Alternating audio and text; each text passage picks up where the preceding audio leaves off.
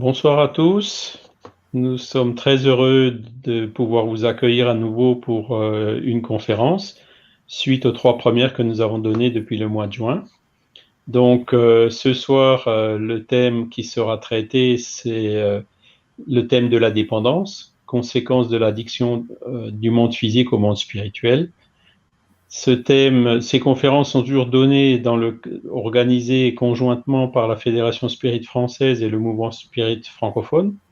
La première par son site Facebook, le mouvement Spirit francophone par la chaîne Regard Spirit sur YouTube.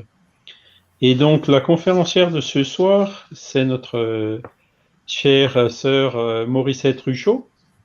Donc elle est spirit, moi je sais depuis très longtemps, je me rappelle plus quand elle a commencé, mais ça fait quelques décennies.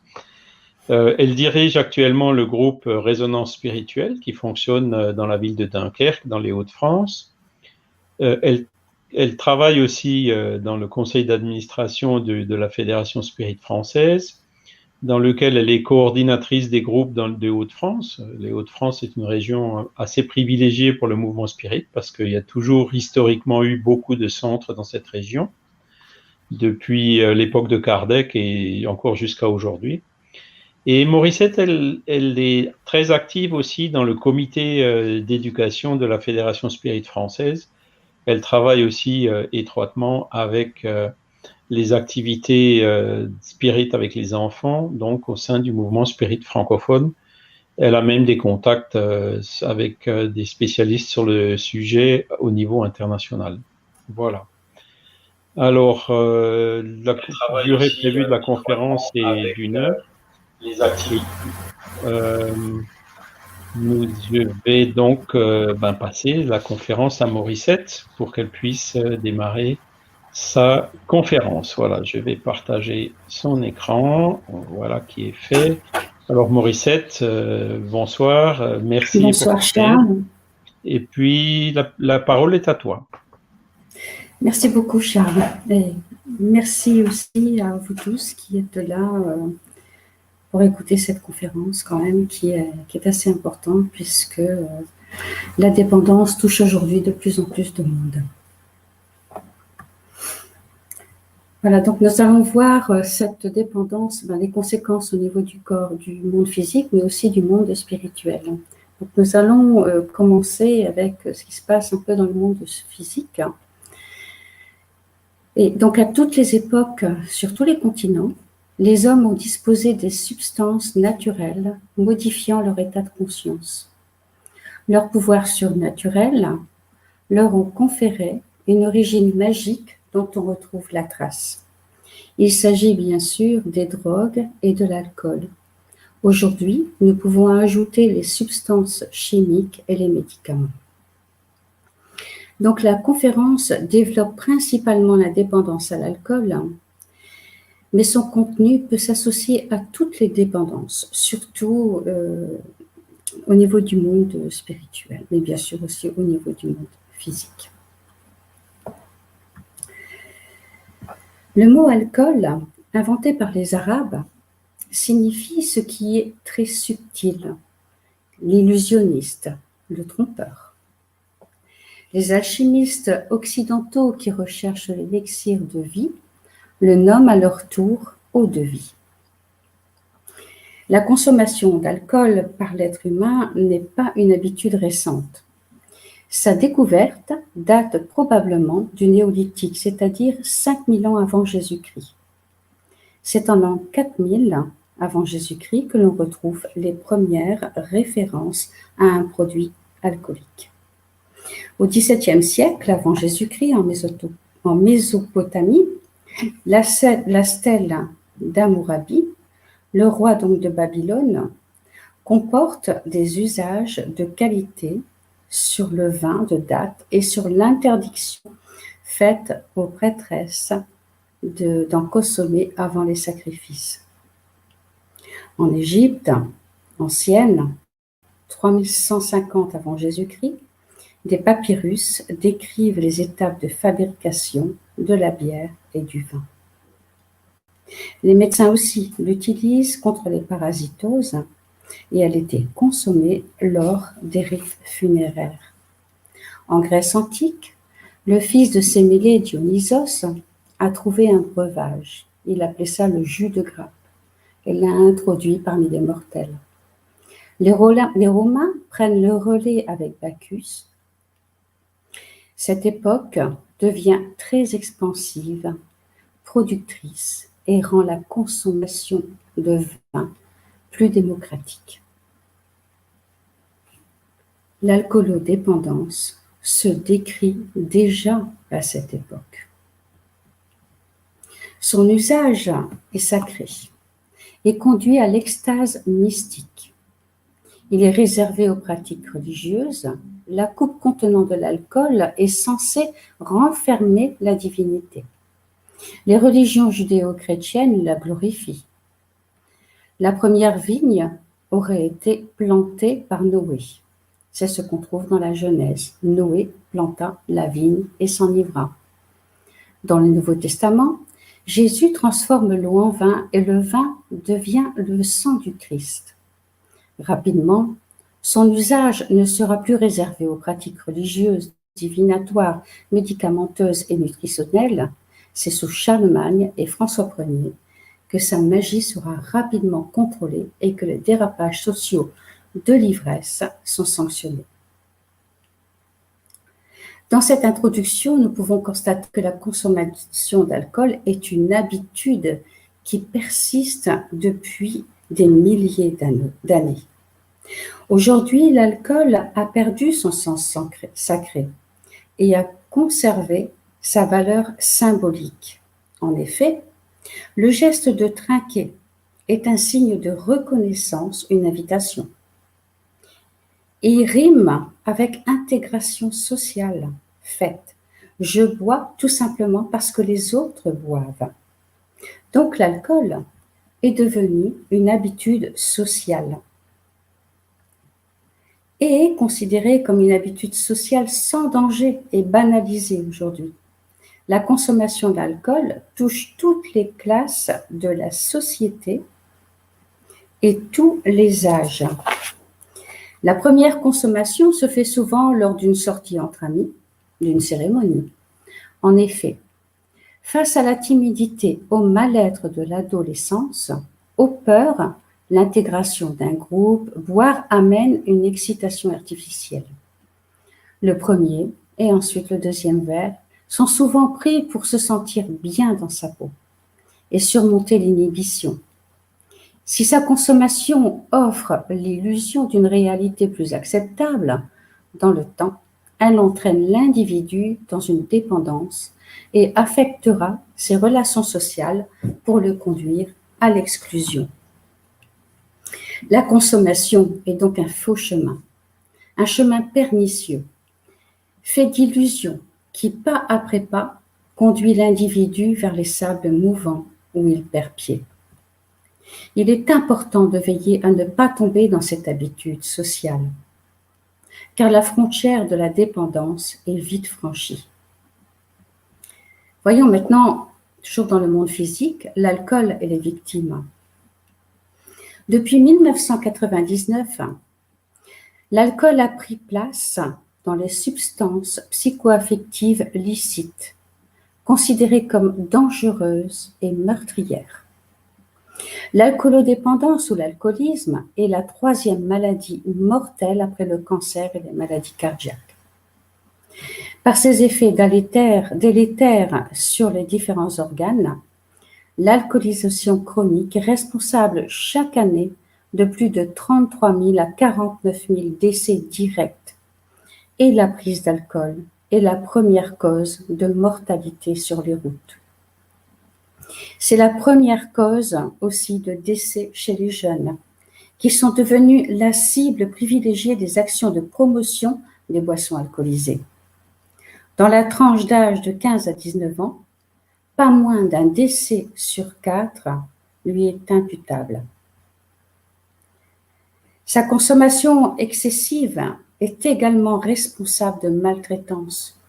La maltraitance des enfants, d'agression, de viol, d'agression de femmes, d'homicide. Toutes ces souffrances sont liées à l'abus d'alcool et à sa dépendance. Ce qui veut dire que la dépendance touche la personne elle-même, mais aussi son environnement familial et social. Voyons la dépendance. L'alcoolodépendance touche toutes les classes sociales. Du chômeur au PDG, ils seront confrontés au même combat. Elle concerne les jeunes et aujourd'hui autant les hommes, les femmes que les hommes, pardon. Dans toutes les dépendances, drogue et alcool, il y a un premier pas, une première gorgée. Puis vient le verre quotidien, un verre qui se ritualise, un rituel qui devient un besoin qui enferme la personne dans la dépendance pour l'entraîner dans la maladie. L'alcoolodépendance est une maladie chronique, progressive et irréversible, qui se caractérise par une dépendance physique doublée d'une obsession mentale. Ce qui veut dire que lorsqu'une personne franchit l'invisible frontière entre boire un verre occasionnellement et l'indépendance, elle demeurera toujours alcoolique. La progression de la maladie peut être stoppée, mais la personne ne pourra jamais revenir à l'état de buveur social. La frontière ne se franchit que dans un sens. C'est aussi une maladie qui touche l'être humain dans toutes ses dimensions. Le corps, l'être humain, l'être social, son esprit ou son âme. Elle altère le cerveau et le mental. Voyons les conséquences sur le corps physique. Pour ceux qui se trouvent dans cette prison, les répercussions sur l'organisme sont désastreuses. Petit à petit, il y a une perte de contrôle de l'utilisation de la substance qui entraîne automatiquement une perte de contrôle de la vie.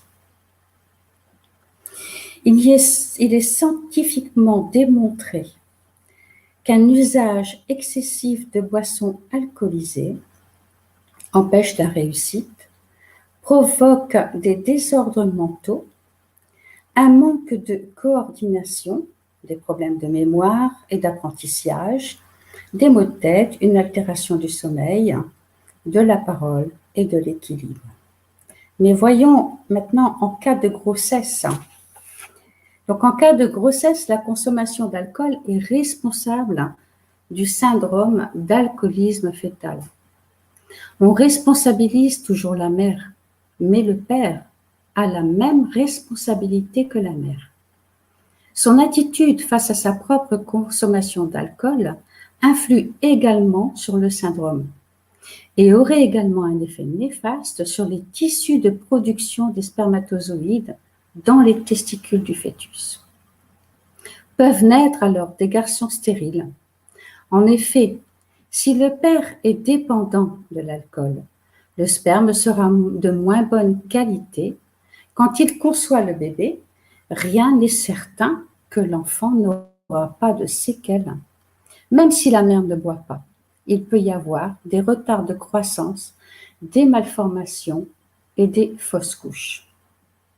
Par exemple, un père dépendant, l'enfant peut avoir des troubles de l'attention, être bipolaire, atteint de schizophrénie, d'autisme.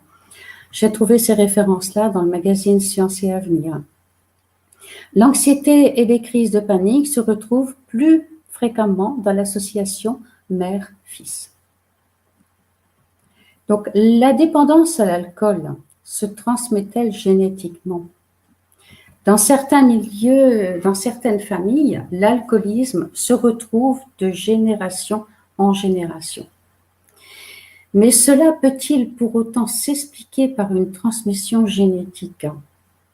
Une étude en cours vise à identifier les gènes responsables d'une vulnérabilité à l'alcool.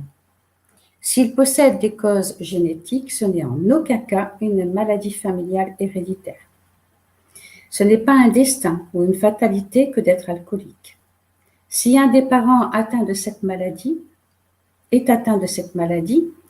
il ne va pas obligatoirement la transmettre à son enfant. Il s'agit donc plutôt de facteurs de prédisposition, de fragilité génétique, comme il en existe pour de nombreuses autres pathologies, par exemple le diabète, l'insuffisance coronaire, l'hypertension artérielle, qui incitent à la prudence et à la prévention. Selon le docteur Speka, plusieurs gènes pourraient contribuer à la maladie, chacun causant son propre effet, mais il reste difficile d'identifier les facteurs étiologiques. Donc, j'ai trouvé cette source dans le journal PLOS Génétique. Le gène en soi n'explique pas entièrement ce qui pousse à la consommation d'alcool. Pour les philosophies réincarnationnistes comme le spiritisme, nous trouvons notre réponse dans la loi de cause à effet. C'est en effet une fragilité de l'esprit qui s'est incarnée. Nous allons développer ça un peu plus tard. Donc, comment s'installe la dépendance? La consommation d'alcool permet en effet momentanément d'oublier et d'échapper souvent à une réalité qui est beaucoup trop difficile, à une existence qui est faite d'épreuves et d'échecs. Face à toutes ces incertitudes et aux peurs, là où certaines personnes vont trouver la force de lutter, d'autres, plus fragiles, prendront le chemin de l'alcool ou de la toxicomanie. Comme je vous l'ai dit, petit à petit, ces personnes vont perdre le contrôle de leur vie. Si nous nous arrêtons un instant sur ce qui vient d'être dit, nous voyons bien que personne ne devient dépendant du jour au lendemain. La dépendance n'est pas du tout et ne sera jamais une fatalité. Initialement, l'être humain est libre de choisir le chemin qu'il veut prendre. C'est ce qu'on appelle le libre arbitre. Pour éviter le combat de la dépendance et la maladie, il est préférable d'essayer de faire face à son problème, quel que soit ce problème, de se faire aider. La personne doit aussi changer et modifier sa façon de voir le monde et de s'y relier, c'est-à-dire modifier ses relations avec les autres, mais aussi travailler sur l'estime de soi. Et plutôt que de se cacher derrière un bouclier d'excuses, cette personne doit s'animer d'une nouvelle philosophie existentielle, avec un nouvel état d'esprit qui le soutiendra dans un processus de changement qui ne s'achèvera jamais. Quelles sont les relations entre le monde physique et le monde spirituel? Nous avons vu un peu les conséquences, survoler les conséquences de l'alcoolodépendance donc dans le monde physique. Nous voyons quand même, nous devons retenir quand même que c'est une maladie, je pense qu'aujourd'hui nous le savons, et que ces personnes sont vraiment fragiles, extrêmement fragiles. Mais ce qu'elles ne savent pas lorsqu'elles boivent, c'est qu'elles s'associent aussi à des esprits du même ordre, c'est-à-dire qu'ils ont aussi rencontré cette maladie, qu'ils en sont peut-être même désincarnés. Et donc là, on va retrouver le vampirisme et l'obsession. Dans le livre « Action et réaction » au chapitre 4, André Louis nous dit « La pensée, force vive et agissante, dont la vitesse dépasse celle de la lumière, émise par nous, elle nous revient inévitablement.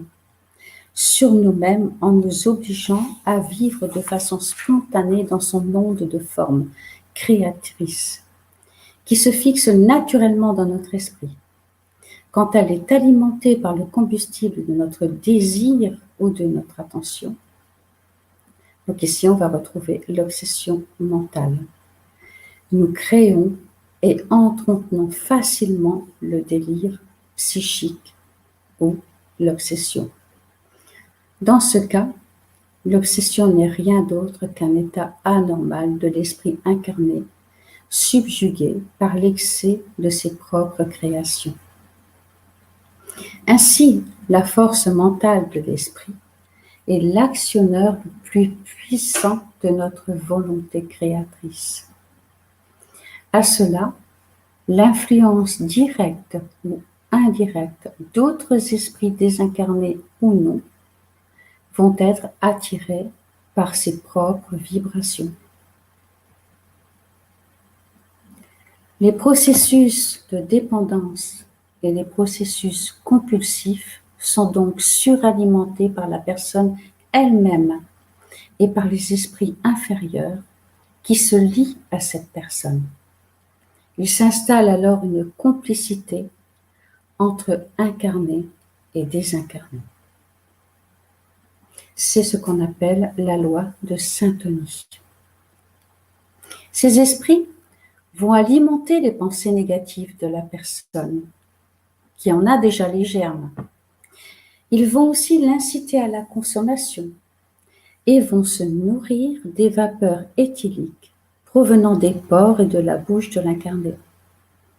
Ils prolongent leur vice en utilisant le corps de l'incarné dépendant des mêmes vices.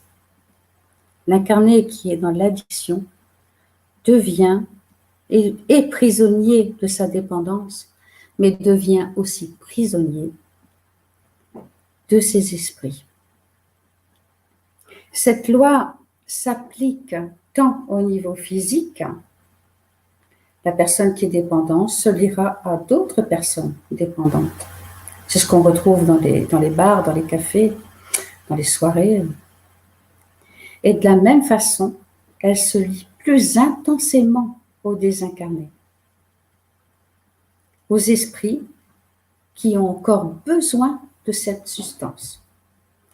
Et je vous l'ai dit, pour tout ce qui est drogue, c'est exactement la même chose. Voyons ce qu'il se passe dans le monde spirituel. Nous savons que sortir de cette maladie, c'est un réel combat. Nous l'avons vu en début de cette conférence. C'est vraiment un combat de chaque jour. Et on peut dire que la personne n'en guérit jamais. Il n'y a pas de retour en arrière possible.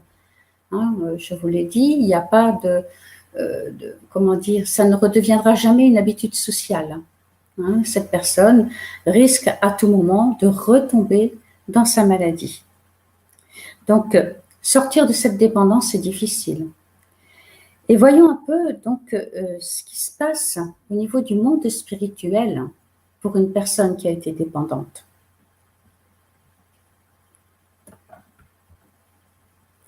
Et donc, pour cela, nous allons voir la dépendance, l'ivresse et le spiritisme, bien sûr. Du corps physique, nous allons passer au corps spirituel. De la dépendance physique, nous allons passer à la dépendance de l'esprit. Nous allons voir le processus de dépendance, la désincarnation, la réincarnation, les solutions et les traitements, et quelle attitude à avoir pour enfin arriver à la conclusion. Donc, le point numéro 1, dépendance, ivresse et spiritisme.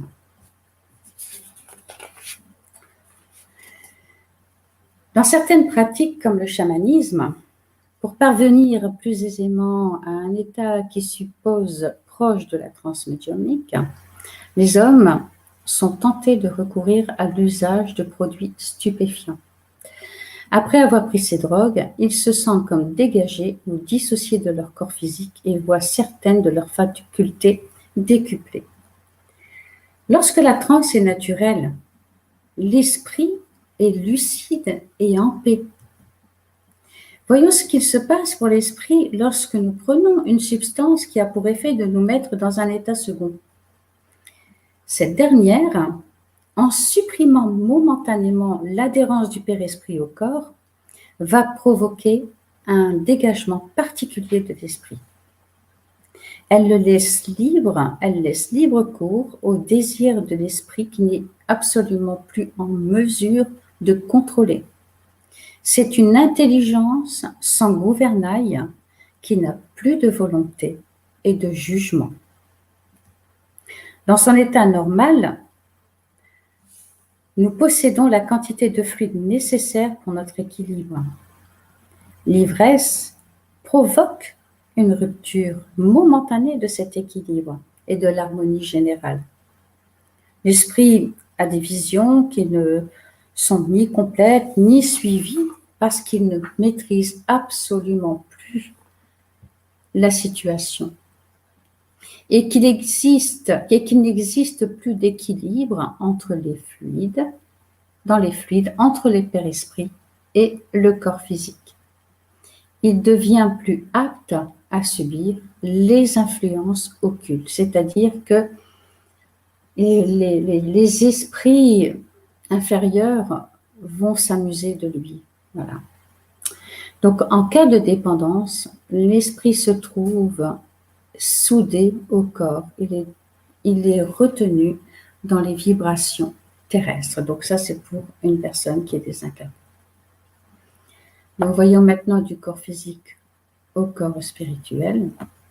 Nous savons que l'homme est constitué donc d'un corps physique, d'un esprit ou une âme, et d'un corps spirituel, ou aussi appelé corps glorieux, corps astral,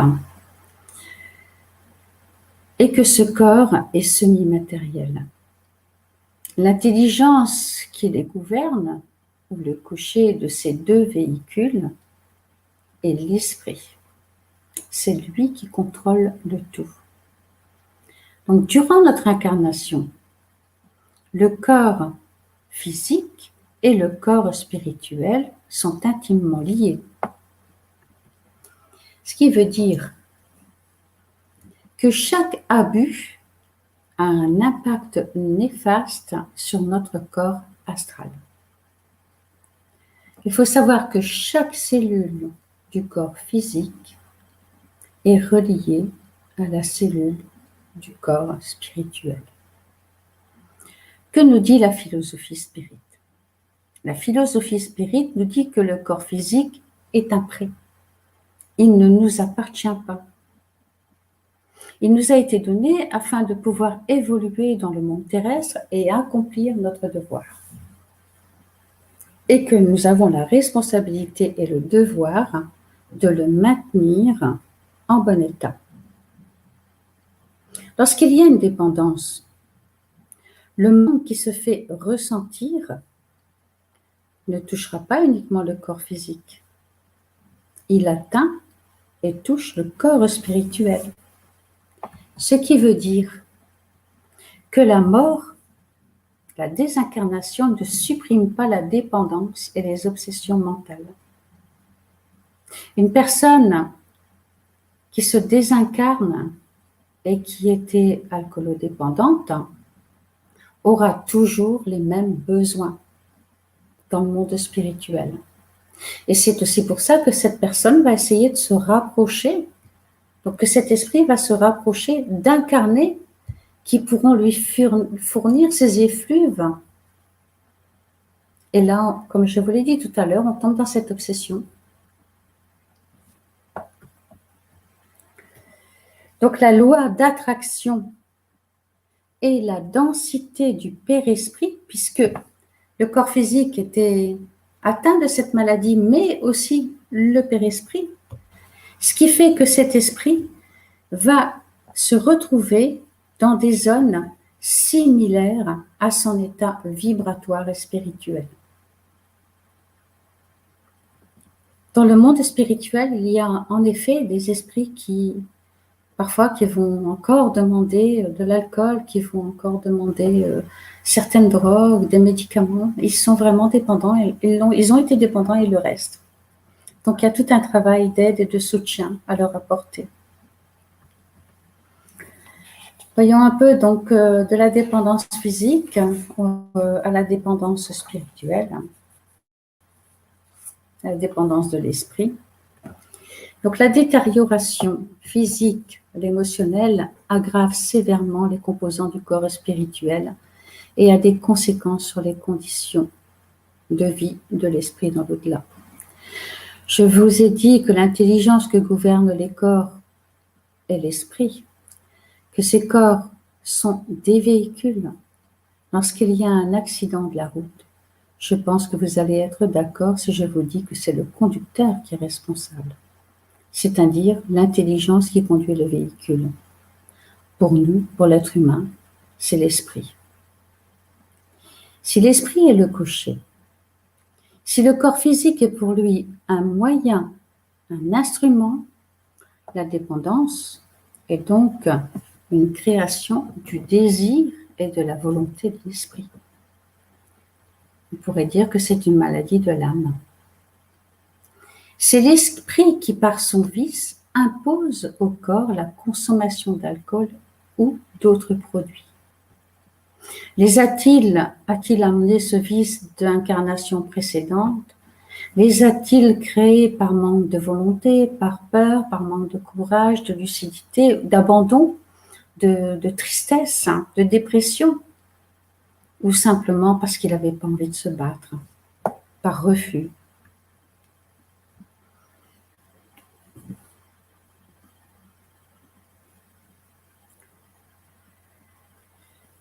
Donc, excusez-moi, voilà.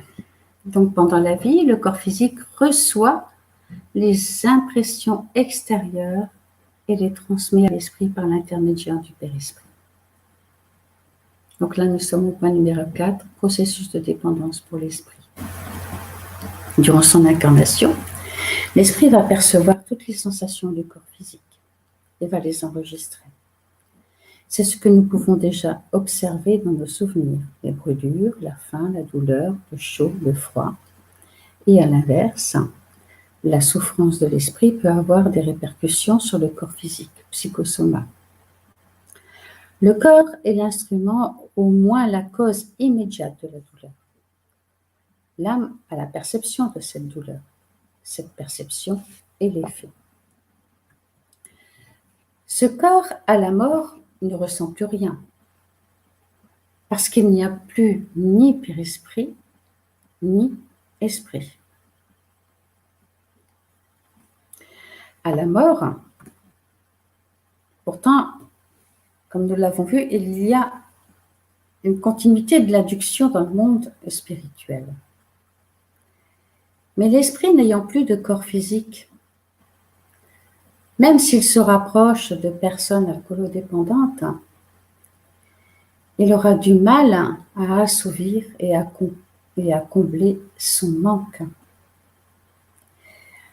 Le père-esprit dégagé du corps éprouve les sensations, mais comme elles ne lui arrivent plus par le canal limité, elles sont générales.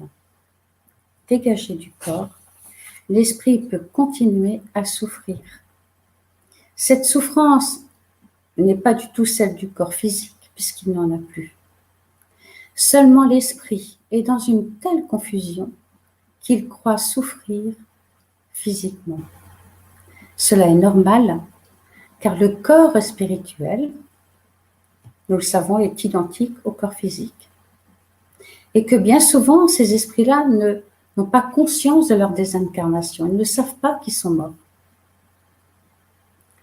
Alain Kardec disait que les esprits ont toutes les perceptions qu'ils avaient sur la Terre, mais à un plus haut degré, parce que leurs facultés ne sont pas amorties par la matière.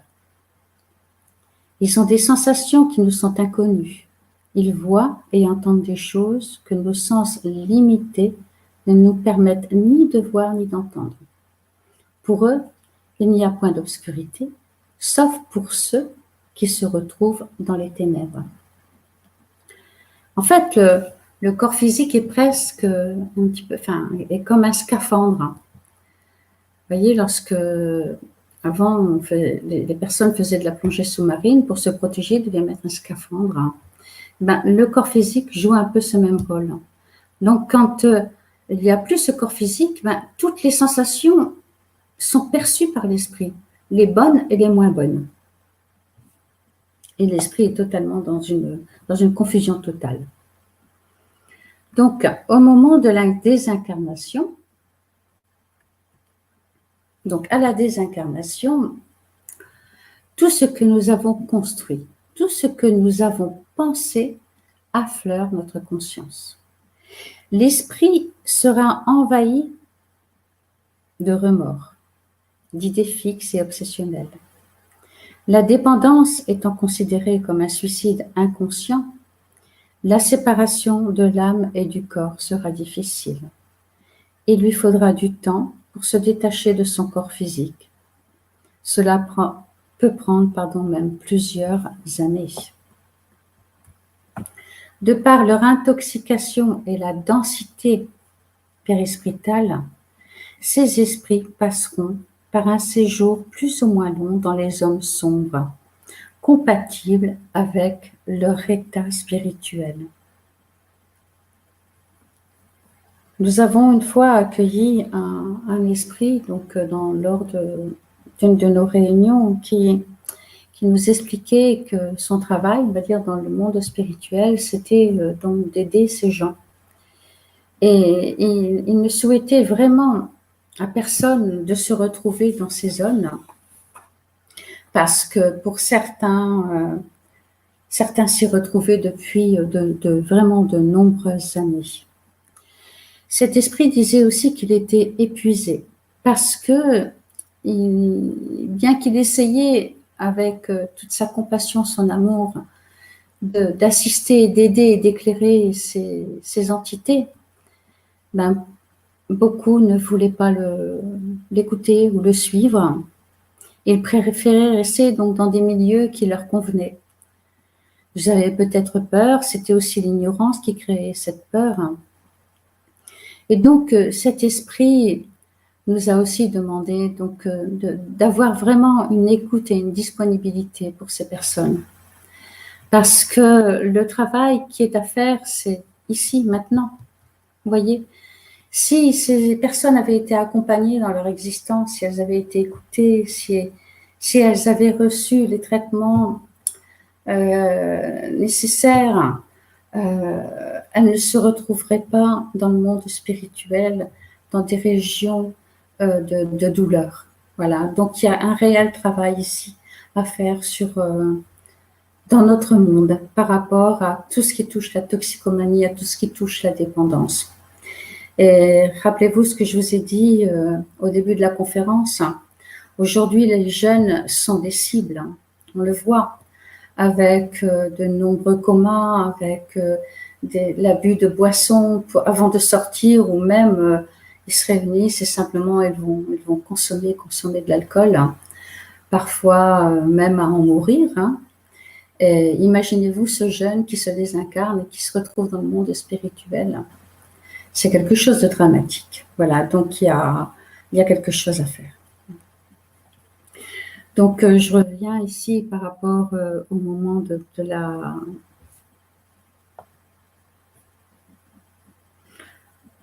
la désincarnation. La désincarnation, tout ce que nous avons construit. Ah, excusez-moi, je vous l'ai déjà dit. Voilà, ici, donc, nous voyons ici, ce sont des images, des extraits donc, du film No Solar.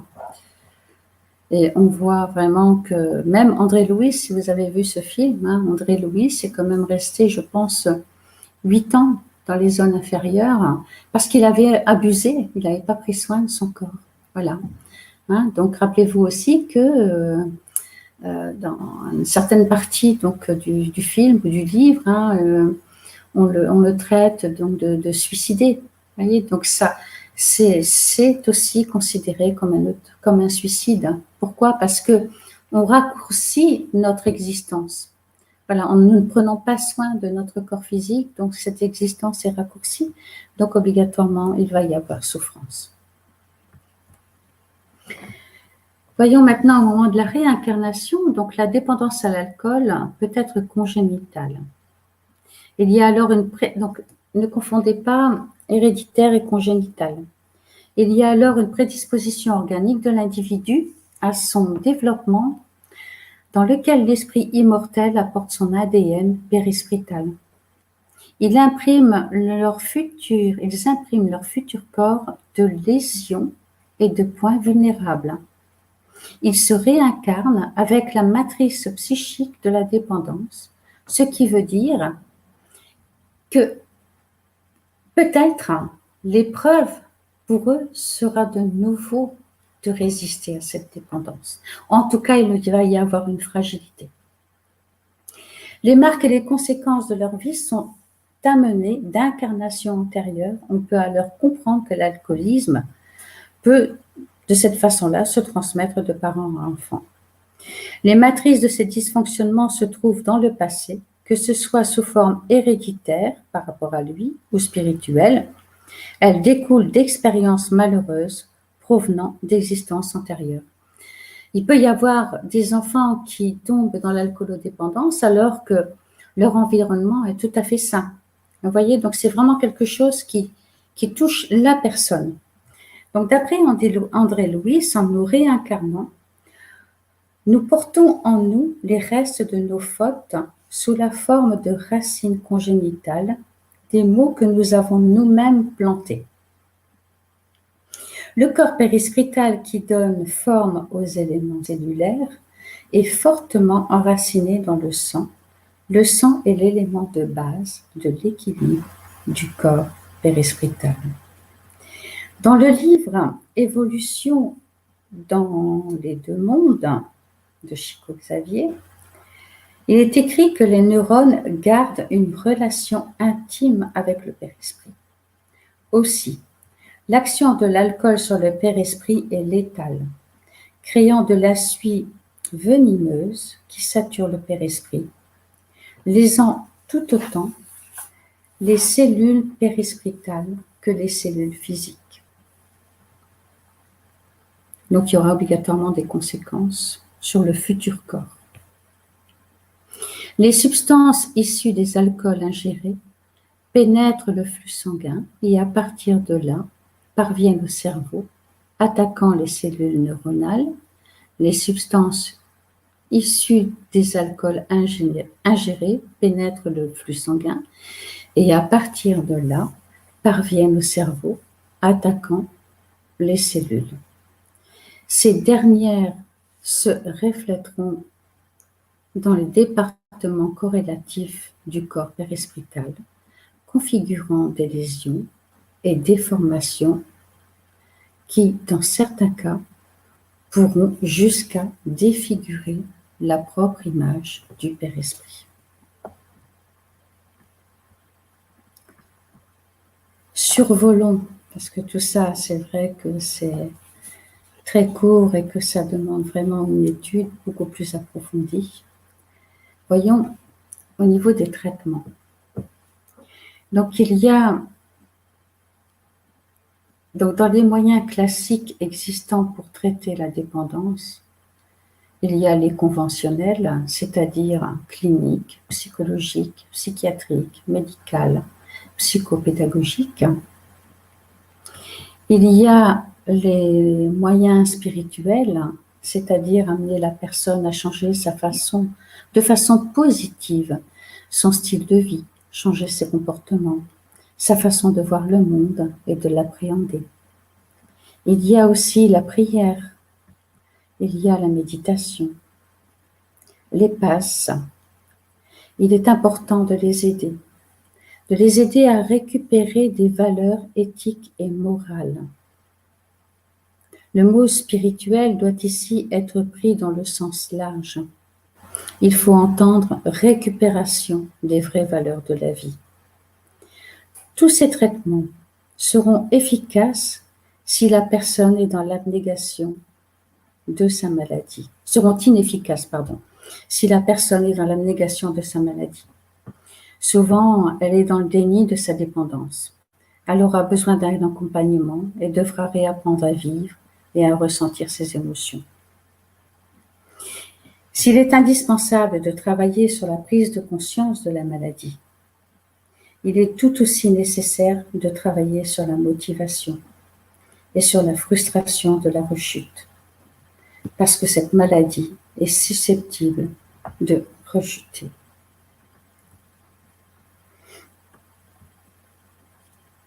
Alors comment?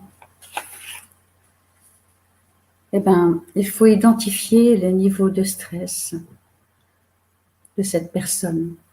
Elle doit avoir des routines et des comportements sains, des habitudes régulières, un régime équilibré, des exercices physiques, la relaxation, la pensée positive, et le plus important, qu'elle se fasse aider par des professionnels. Et des personnes pouvant apporter aussi des ressources spirituelles, parce que cette personne n'a plus aucun pilier, elle est complètement égarée. Elle ignore toute cette partie spirituelle, elle ignore aussi les conséquences de cette maladie. Il faut essayer tout doucement, non pas de la convaincre, mais laisser des choses pour qu'elle puisse l'interpeller, des livres, hein, voilà. Parce qu'elle n'a pas envie d'entendre non plus qu'elle est alcoolique. Donc laisser des livres, laisser des pages ouvertes, laisser des messages pour qu'elle puisse prendre conscience de cette maladie, mais aussi l'accepter, parce que c'est pas évident. Donc, Chico Xavier disait que la paix n'est pas la conquête de l'inertie, mais le fruit de l'équilibre entre la foi dans le pouvoir divin et la confiance en nous-mêmes, dans le travail pour la victoire du bien. Donc, quelle attitude devons-nous avoir? Nous devons avoir beaucoup d'empathie, aussi du respect et de l'acceptation, tant pour la maladie qu'envers le malade. Il faut se positionner devant la personne humblement, car la personne n'est ni pire ni meilleure que nous-mêmes. Il est juste différent dans ce stade de sa vie. Il faut avoir un équilibre émotionnel et spirituel. Encore une citation de Chico Xavier: considérez tous les êtres humains à un même niveau. Nous ne savons pas nous-mêmes d'où nous venons. Peut-être nous avons sûrement eu, je pense que nous avons eu les mêmes combats. Et que même aujourd'hui, nous ne pouvons pas dire que nous n'allons pas à un moment sombrer peut-être dans cette maladie. Il suffit d'une épreuve, il suffit d'un lâcher-prise, d'une perte de l'envie de vivre pour qu'une personne qui a l'habitude de se battre, qui a l'habitude d'affronter la vie, enfin en tout cas de régler ses problèmes régulièrement, elle sombre. Vous savez, j'ai entendu une fois quelqu'un, donc c'était un professeur qui nous disait que l'être humain c'est un cristal. Et que ce cristal, c'est un diamant, pardon. Un diamant, c'est vraiment quelque chose de très dur, c'est difficile de le casser. Mais parmi toutes ces facettes, il y en a une qui est extrêmement fragile. Et il suffit que l'épreuve le fasse tomber sur cette facette-là, pour que nous, tous qui nous croyons forts, nous risquions de nous éclater. Voilà, et peut-être aussi de sombrer dans l'alcool. Donc, en conclusion, dans toutes les dépendances, les personnes restent fixées de vieux leitmotivs. Leurs pensées reviennent sans cesse et toujours les mêmes. L'individu peut se rétablir entièrement s'il se décide à créer une nouvelle image mentale de lui-même et de reformater son cerveau. C'est comme l'arrêt du tabac, c'est exactement la même chose, c'est extrêmement difficile. Et le processus de guérison passe donc par le désir et la volonté de guérir. Une fois ce virage pris, il faut travailler sur le pardon. Il faut accompagner la personne pour qu'elle puisse se pardonner, sur la bonté et la persévérance. Picasso disait: il y a des personnes qui transforment le soleil en simple tache jaune et ceux qui transforment une tache jaune en soleil. Cette personne doit donc voir le soleil. Et pour voir le soleil, elle doit changer la vision des choses. C'est ce que le dépendant a besoin de faire que le soleil brille dans sa vie, pour qu'il puisse sortir du monde obscur et de souffrance où il se trouve. L'aider à trouver l'énergie, l'aider à maintenir cette volonté, à gravir l'échelle de la récupération pour qu'il puisse trouver un nouveau soleil à la recherche d'un monde nouveau, d'une vie nouvelle. La transformation s'accomplit avec une pédagogie basée sur l'amour et non pas sur le jugement. J'ai trouvé aussi la méthode de Chico Xavier, donc médium exceptionnel. Chico Xavier a souvent été interrogé à ce sujet. Il nous apprend que dans la nature, rien ne se fait avec violence. C'est pourquoi les addictions doivent être soignées avec respect et éducation pour être plus facilement maîtrisées. Voici l'exemple qu'il nous donne. Une dame distinguée de Rio fumait sans arrêt cigarette sur cigarette. Elle fumait en se plaignant de son vice exagéré. Chico buvait son café et l'écoutait, répondant à une interpellation de la fumeuse. Chico répondit « Oui, chère sœur, le problème du tabac est très délicat et difficile à résoudre. C'est comme toutes les habitudes fermement ancrées dans notre psychisme. Nous ne pouvons expulser brusquement nos vices car nous serions menacés de leur retour soudain. Dans le cas du tabac, nous devons penser ainsi. La cigarette est si bonne, elle nous a accompagnés pendant tant d'années, elle nous a aidés à contenir notre nervosité, elle a été notre amie fidèle dans la résolution de tant de difficultés. Mais nous devons croire en nos paroles, car si nous avons fumé pendant des années et que nous voulons nous en libérer, c'est parce que nous n'avons plus besoin de tabac. Dès que le spirit sentira ce souhait comme une nécessité impérieuse, la cigarette collaborera naturellement à cette libération. Pour faciliter la tâche, nous pouvons prendre des médicaments homéopathiques qui nous aideront également dans notre bonne volonté de ne plus fumer. Le frère Botella riait lorsque je lui racontais mes ennuis et me répondait qu'il en avait eu d'identique. Un jour, me dit-il, il faisait chaud et j'avais soif. J'entre dans la cuisine et me sers un grand verre d'eau. Au moment de le porter à la bouche, j'entends très distinctement ces mots. « Il est bon ce petit vin blanc. » J'avais récolté un amateur de bistrot. Voici un second exemple d'obsession qui m'a permis d'observer.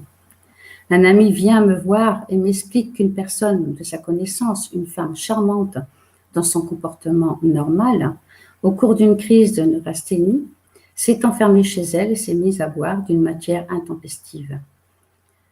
Il se demande si je ne peux pas faire quelque chose pour elle, car il soupçonne qu'elle est prise par un esprit vicieux. Je l'accompagne chez son ami et constate en quel état cette femme est tombée, une vraie pocharde. Je lui conseille de l'amener chez le médium guérisseur Botella, qui lui enlèvera cette mauvaise influence. Je lui demande de venir me voir avec son ami après une visite au médium. Le lendemain, cette dame vient me voir au bureau, toute souriante, toute décontractée. Elle me tend la main et à ce moment précis, je ressens un choc au visage.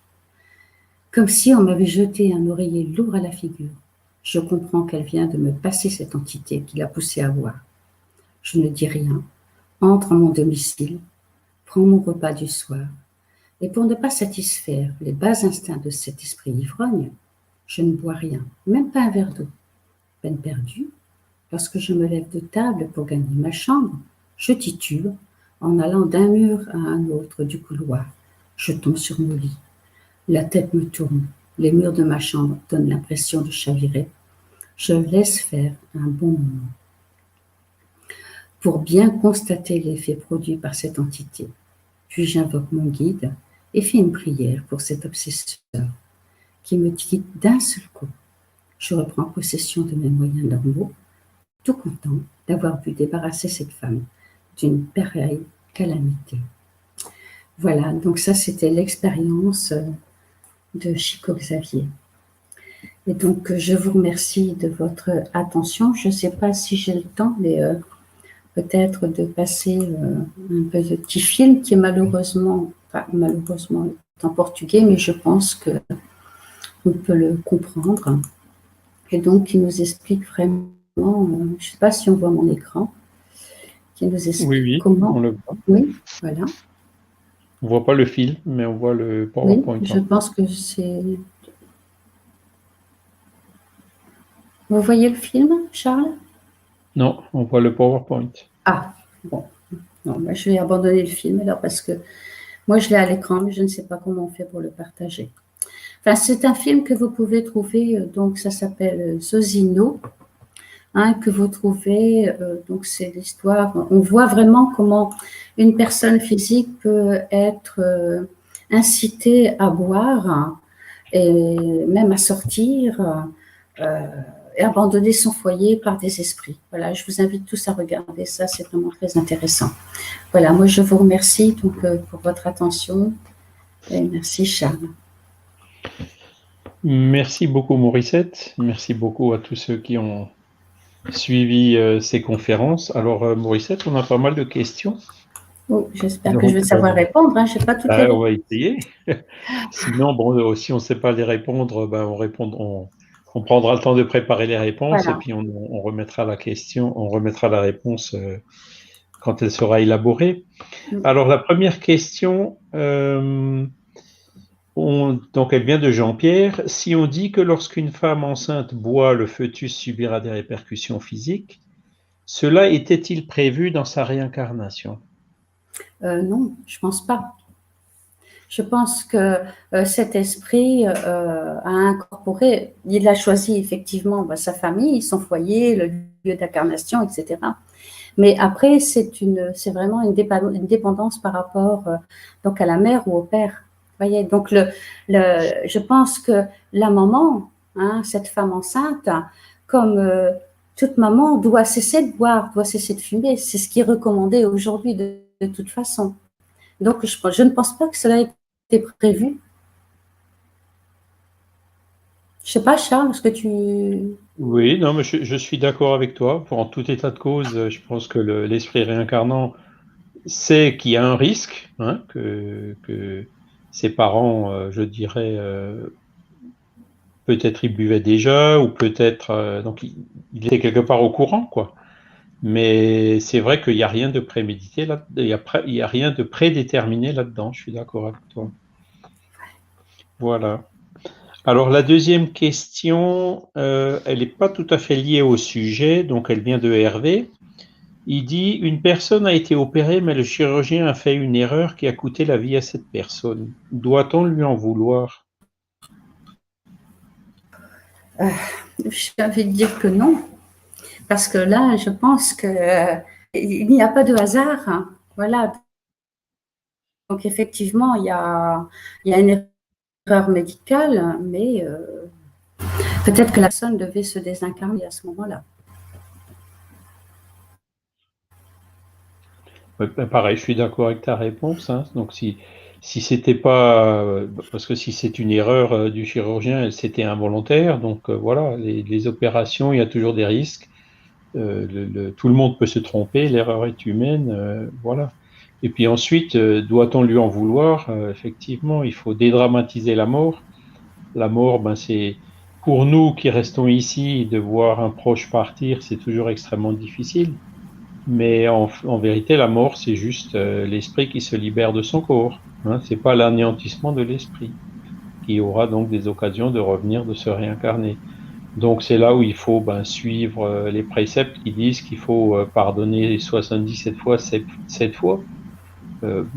Voilà, parce qu'en vouloir, on rentre là aussi dans un cercle vicieux qui va pas nous aider, au contraire. La rancœur, c'est un sentiment qui peut nous-mêmes nous rendre malades. Donc ça ne fera pas revenir la personne et ça ne résolvera pas le problème. Et ça peut faire souffrir, ça peut amener des souffrances supplémentaires à l'esprit peut-être, À la personne qui est décédée, c'est qui vrai. est désincarné. Oui. Alors, je continue avec la troisième question qui vient de Marquis. Alors, qu'en est-il des malades sous opiacés, médicaments antidouleurs puissants dont ils deviennent dépendants? Alors, écoutez, certainement qu'il y aura des conséquences, quoi qu'il en soit, vous voyez. Mais, comme je vous l'ai dit, le corps physique a entre guillemets,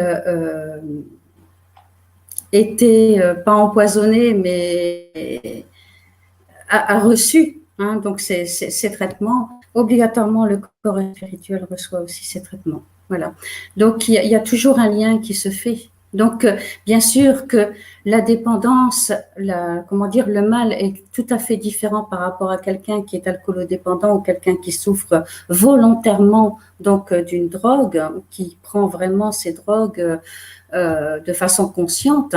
Quelqu'un qui est malade prend ça pour soulager sa souffrance, prend ça pour soulager la douleur. Parfois, cette personne n'a pas toujours le choix non plus.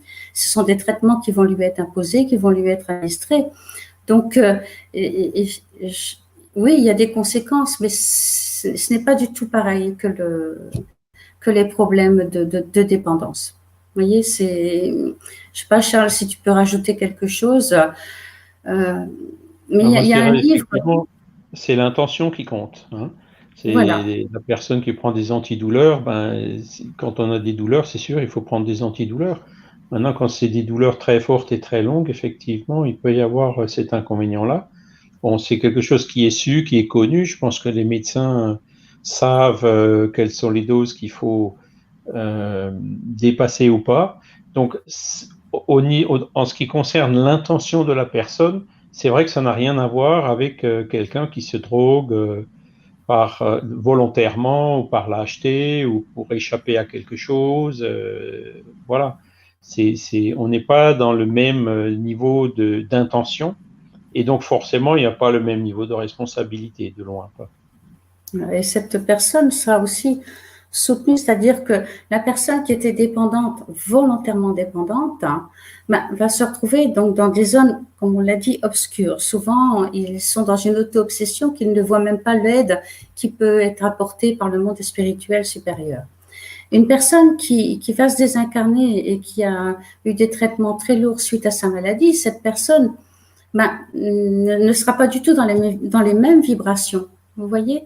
Donc, à un moment donné, elle va être assistée et aidée et recevoir donc l'aide pour pouvoir être prise en charge et amenée dans des hôpitaux spirituels où elle pourra être soignée, où son père-esprit pourra tout doucement être purifié par rapport à tout ce qu'il aura assimilé à cause de la maladie.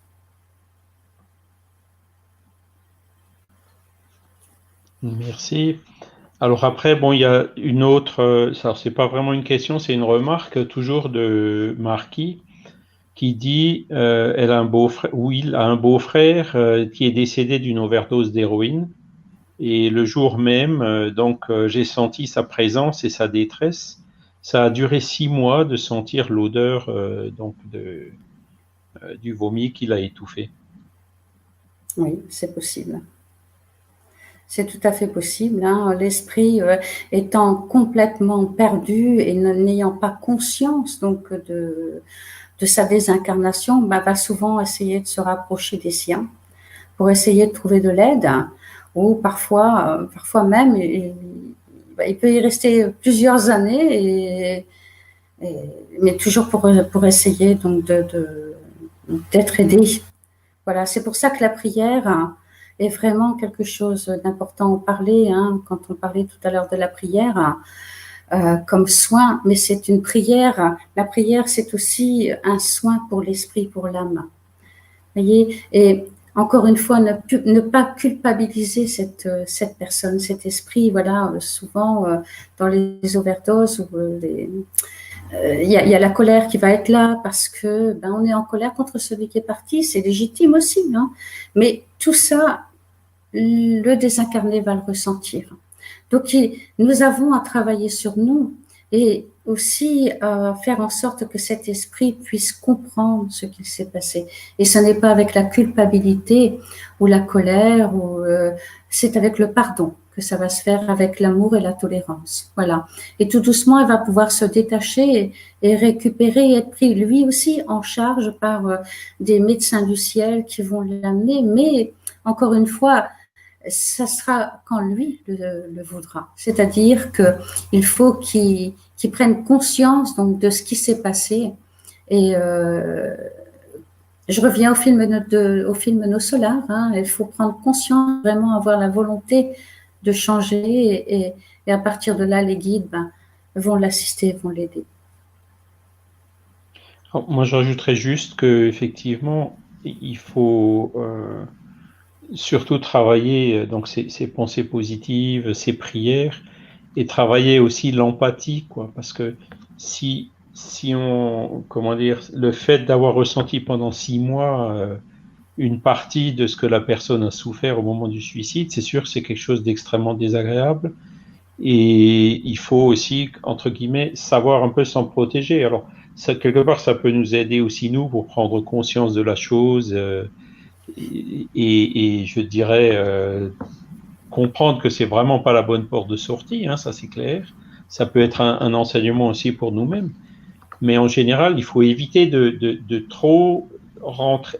C'est-à-dire, l'empathie, c'est justement se mettre à la place de l'autre sans pour autant rentrer, fondre en larmes ou ressentir les effets de ce que la personne a senti. Parce que ça, quelque part, ça va un peu nous affaiblir et empêcher qu'on puisse réaliser ce travail de prière et de vibration qui est nécessaire pour aider l'esprit en question, quoi.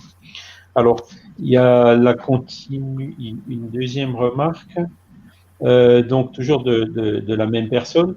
En rêve, je le vois, on discute, il m'a raconté qu'il recueillait des gens comme lui dans le monde où il est.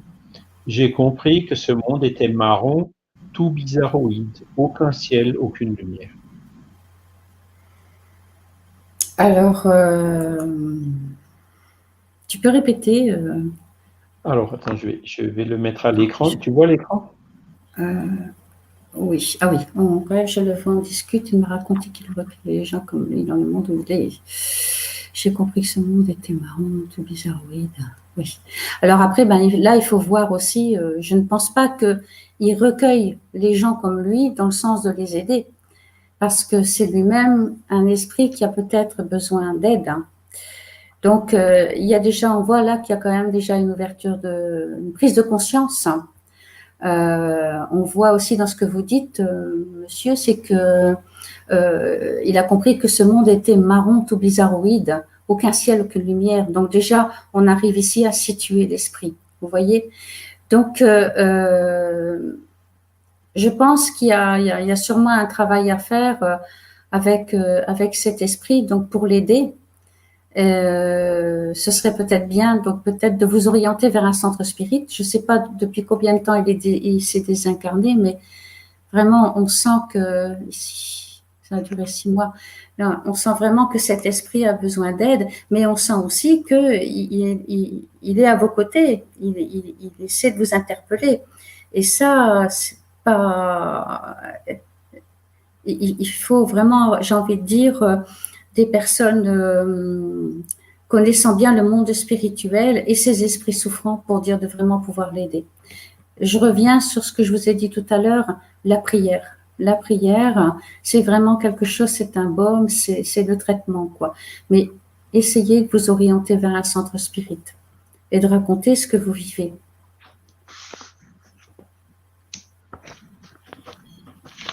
Alors après, j'ai une toute dernière question, enfin la dernière question, c'est, tu as parlé tout à l'heure que dans les dépendances, il y avait souvent un phénomène d'obsession spirituelle. Et donc, comment faire pour sortir d'un tel cercle vicieux avec donc dépendance chimique au niveau du corps et dépendance spirituelle?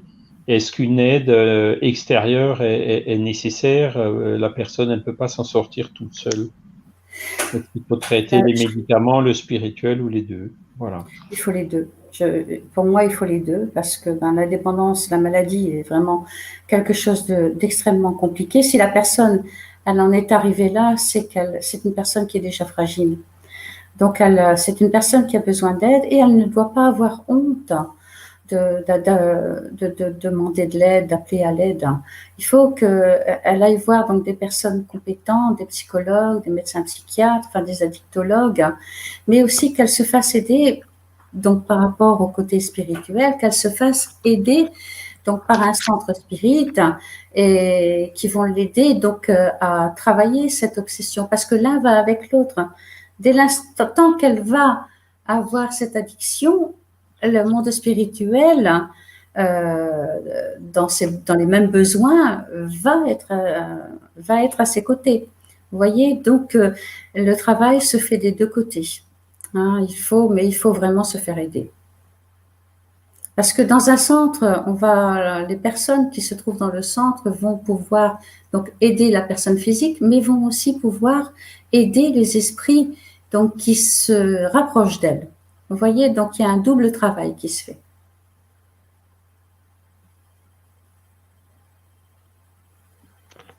Voilà, c'était la dernière question. Alors, on peut peut-être, je vais regarder encore une fois. Oui, donc il y a Marquis qui nous rajoute tout à la fin. Il est décédé en 2008, il était croyant. À aucun moment, je n'aurais cru qu'il était encore dans le bas astral. Merci beaucoup pour vos réponses. Oui. Le temps n'existe pas pour l'esprit. Hein, le temps existe pour le monde physique. Et voilà, donc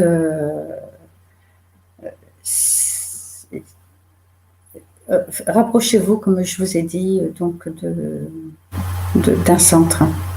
À 2000. La remarque juste avant, c'est oui, son décès a été le début d'une grande aventure, puisque je vous ai découvert, vous, les livres d'Alain Kardec. Voilà. Donc, encore une fois, il n'y a pas de hasard. Mais bon, moi, j'ajouterais juste par rapport au témoignage, c'est assez cohérent, quoi. Donc, la personne a fait une overdose d'héroïne. On ne sait pas, on peut pas juger les raisons qui l'ont amené à ça, hein. Mais on peut voir que, bon, il y avait une souffrance au début. Il y a eu assez vite une volonté d'aider positive de sa part, même dans le monde des esprits, d'aider d'autres esprits qui sont dans la même situation. Donc, voilà, hein. Donc, comme en plus c'était une personne croyante, ceci peut expliquer cela et ça va certainement aider donc à sortir assez rapidement du trouble dans le monde des esprits. Mais bon, en règle générale, comme la personne vient de le dire, ça a duré 6 mois, hein, donc le ressenti, ça prend du temps, hein, ce genre de situation, ce genre de désincarnation imprévue, anticipée, même si c'est un suicide lent, comme tu l'as dit, hein, forcément, c'est difficile pour l'esprit derrière de ressortir de cette situation, mais de toute façon, tôt ou tard, il s'en sortira. Et donc là, on a un exemple d'un esprit donc, qui s'en est sorti. Donc 2008, ça fait une douzaine d'années. Voilà. Ok, bon, c'était la dernière question. S'il n'y a pas d'autres commentaires ou d'autres réponses, merci beaucoup Morissette pour cette conférence. Merci pour ta disponibilité, pour la réponse à toutes ces questions. Merci aussi à toutes les personnes qui ont participé en direct. Nous vous donnons rendez-vous pour la prochaine conférence. Donc, on va en faire une par mois, je dirais même au moins, puisque on prévoit de faire encore d'autres conférences dans l'intervalle. Mais donc, la prochaine conférence qu'on annoncera donc dès que possible sur les sites aura lieu à peu près dans un mois, donc en septembre, toujours le vendredi soir à cette même heure. Voilà. Donc, merci à tous. Excellente soirée à tous. Et à bientôt. Merci beaucoup. Bonne soirée. Au revoir.